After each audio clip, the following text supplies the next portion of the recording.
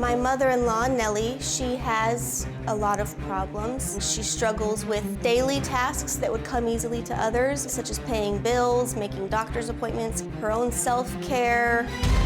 Last month, Nellie lost her husband, which has left her more fragile than ever. I've seen her spiral so far out of control. You're attacking her for no reason. I'm not. You know what?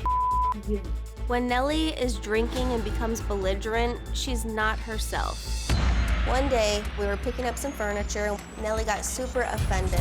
We tried to bring her home, and she tried to jump out of the truck. I had to grab her arm to physically restrain her until we could safely pull over, and she was clawing at my arm and screaming.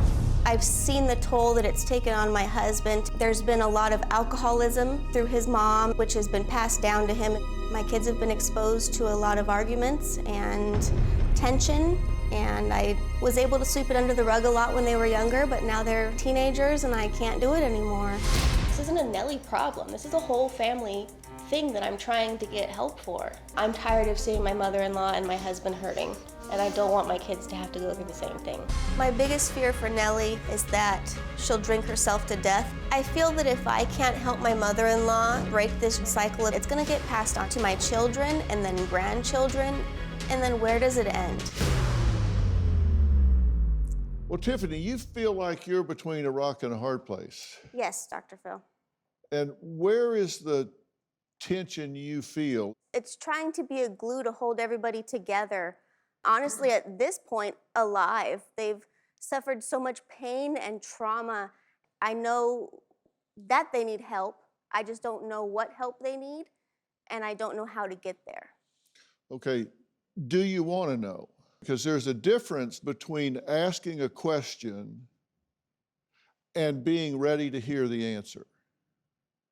Because there aren't always easy answers to hard questions. I agree.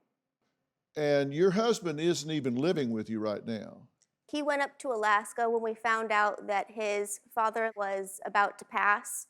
He was able to spend some time with his father in the hospital and with him when he passed. And then he stayed with his mom because we knew it would be difficult and she was going through a lot of things.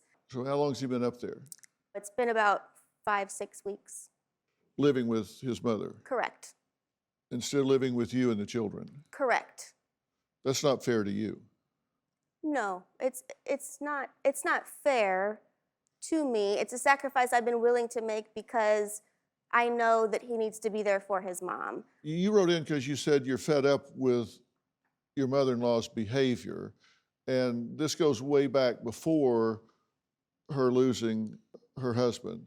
She's had 40 years Correct. to work on this. Correct, and she's never gotten the help that she needs. And you can't give her that help. I You can't. realize that. I do. And this is not something that Chris can fix. Nope. And in fact, she can be a trigger for Chris, right? Yes. And Chris is a recovering alcoholic.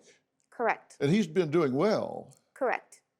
But she's an alcoholic. Correct. And she can really bring a lot of drama into the home. And one of the questions you had is, does it make sense to move her in with all of you? Correct. Is that an open question?